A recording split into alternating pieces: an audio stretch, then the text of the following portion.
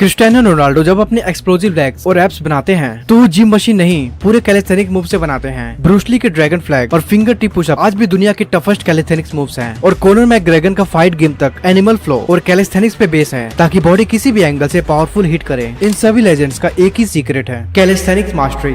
पर प्रॉब्लम तो ये है कि ज्यादातर लोग पुशअप एंड पुलअप्स तक ही अटक जाते हैं क्योंकि उनको वो हिडन सीक्रेट नहीं पता जो बिगनर्स को एडवांस होल्ड तक ले जाते हैं। लेकिन आज की इस वीडियो में मैं आपको कैलिस्थेनिक का वो real step by step system देने वाला हूँ जिससे आप पुशअप्स एंड पुलअप्स पे नहीं अटके रहोगे बल्कि बेसिक से muscle up, front lever, human flag and planche जैसे एडवांस मूव तक सेफ और कंट्रोल प्रोग्रेस कर पाओगे। साथ इस वीडियो में कोई भी ओवर एजुकेटेड एग्जाम्पल नहीं मिलेगा, ना कोई ड्रामा ना कोई शॉर्टकट, बस वही चीजें मिलेंगी जो तुम्हें एक नेचुरल रिजल्ट देगी एक स्ट्रक्चर फॉर्म में बिगिनर से लेकर एडवांस तक। हर एक्सरसाइज के पीछे क्या लॉजिक है, कैसे करनी है और कब कौन सी चीज पे शिफ्ट करनी है, ये सब तुम स्टेप बाय स्टेप समझोगे और सब कुछ घर पे पॉसिबल है। किसी भी इक्विपमेंट की जरूरत नहीं है, सिर्फ अपनी बॉडी वेट, अपनी विल पावर और डेली कंसिस्टेंसी से तुम अपना बॉडी ट्रांसफॉर्म कर सकते हो नेचुरली। तो चलो स्टार्ट करते हैं। J1 upper body strength foundation. Calisthenic का सबसे पहला स्टेप होता है अपनी पुशिंग मसल्स को सही तरीके से एक्टिवेट और स्ट्रेंथन करना, क्योंकि पुशअप ही आपके डिप्स, हैंडस्टैंड्स एंड प्लेंची जैसे एडवांस स्किल का बेस बनाता है। Day1 का गोल है चेस्ट, शोल्डर, ट्राइसेप्स और कोर पे कंट्रोल बनाना बेसिक पुशअप वेरिएशन के थ्रू। हर रैप के साथ आपको ये समझना होगा कि मसल कॉन्ट्रैक्शन कैसा फील हो रहा है और जॉइंट पर अननेसेसरी स्ट्रेस ना पड़े। इस फाउंडेशन डे में आप 3 वेरिएशन पर फोकस करो। Number 1 standard pushup. ये पुशअप आपको बॉडी वेट ट्रेनिंग के बेसिक पैटर्न सिखाता है। हाथ कंधों के बराबर रखो, पेट और कमर टाइट रखो और चेस्ट को फ्लोर के पास ले जाओ बिना कमर नीचे गिराए। एल्बो को साइड में थोड़ा फोल्ड करो और नीचे जाते वक्त चेस्ट और ट्राइसेप पर पूरा प्रेशर फील करो। ऊपर आते वक्त पूरी बॉडी एक लाइन में रहे और आधा रैप बिल्कुल मत करना। Number 2 incline pushups. अगर नॉर्मल पुशअप मुश्किल लग रहा है तो पहले इनक्लाइन पुशअप करो। इसमें हाथ किसी बेंच या टेबल पर रख के पुशअप करना है ताकि चेस्ट एंड शोल्डर पे ही लोड पड़े पर बॉडी को संभालना आसान हो। थर्ड है हमारा डिक्लाइन पुशअप। जब बेसिक पुशअप आसान लगने लगे तब डिक्लाइन पुशअप करो ताकि अपर चेस्ट एंड शोल्डर और स्ट्रॉन्ग बने। इसमें पैर किसी भी ऊंचाई पे रखना है और पूरा पुशअप आराम से पूरी रेंज में करनी है, जल्दी या हड़बड़ाहट में बिल्कुल मत करना। सो ये तीनों वेरिएशन आपके चेस्ट, शोल्डर, ट्राइसेप्स और कोर को स्ट्रेंथन करते हैं। अब आते हैं नेक्स्ट डे पे। Day 2 bench dip to parallel bar mastery. Day1 से आपने पुशअप वेरिएशन से अपनी पुशिंग मसल्स को एक्टिवेट कर लिया, लेकिन रियल अपर बॉडी स्ट्रेंथ बनाने के लिए आपको डिप्स को अपने रूटीन में ऐड करना ही होगा।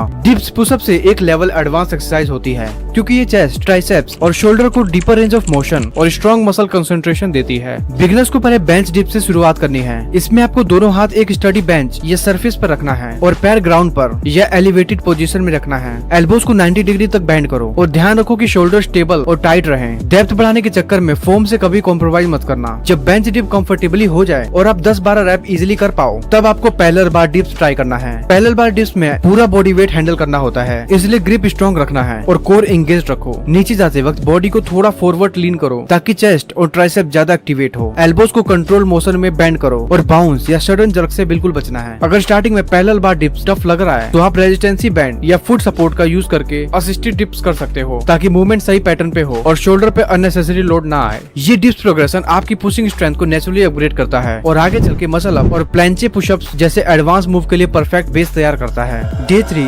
Back and grip strength builder. Pull training बिना स्ट्रॉन्ग बैक और सॉलिड ग्रिप के पॉसिबल नहीं होती, इसलिए स्टेप 3 में सबसे पहले ये बेसिक कंट्रोल डेवलप करना जरूरी है। सबसे पहले स्कैपुला पुलअप से शुरू करो। इसमें आप बार से लटकते हो और सिर्फ अपने शोल्डर ब्लेड को ऊपर नीचे मूव करते हो। ये मूव बिगनर्स को हैंगिंग पोजीशन में शोल्डर पैक्ड रखना सिखाता है जो सारे पुलिंग एक्सरसाइज का फाउंडेशन होता है। उसके बाद बॉडी वेट रोज करो जिसे हम ऑस्ट्रेलियन पुलअप्स भी कहते हैं। ये हॉरिजॉन्टल पुलिंग एक्सरसाइज है जो बैक और बाइसेप को कंट्रोल टेंशन देती है। इससे बिगनर्स को पुलअप्स का बेसिक पुलिंग पैटर्न समझ आता है और उनका ग्रिप कॉन्फिडेंस भी बिल्ड होता है। अगला स्टेप है नेगेटिव पुलअप्स। इसमें आप बार को पकड़कर जंप करके चिन बार के ऊपर ले जाते हैं और फिर धीरे धीरे पूरे कंट्रोल के साथ नीचे उतारते हैं। ये मूवमेंट आपकी एसेंटिक स्ट्रेंथ को बिल्ड करता है। लास्ट में बैंड असिस्टेड पुलअप्स या चिन अप्स प्रैक्टिस करो। रेजिस्टेंस बैंड का सपोर्ट आपको पूरा पुलअप पैटर्न सही फॉर्म में करने में हेल्प करता है बिना एक्स्ट्रा स्ट्रेन के। सुपरनेटेड ग्रिप वाले चिन अप्स बिगिनर्स को बाइसेप प्रॉपर्ली एंगेज करना सिखाता है, लेकिन ध्यान रहे कि हर रैप स्लो और कंट्रोल्ड हो, जर्क ना हो।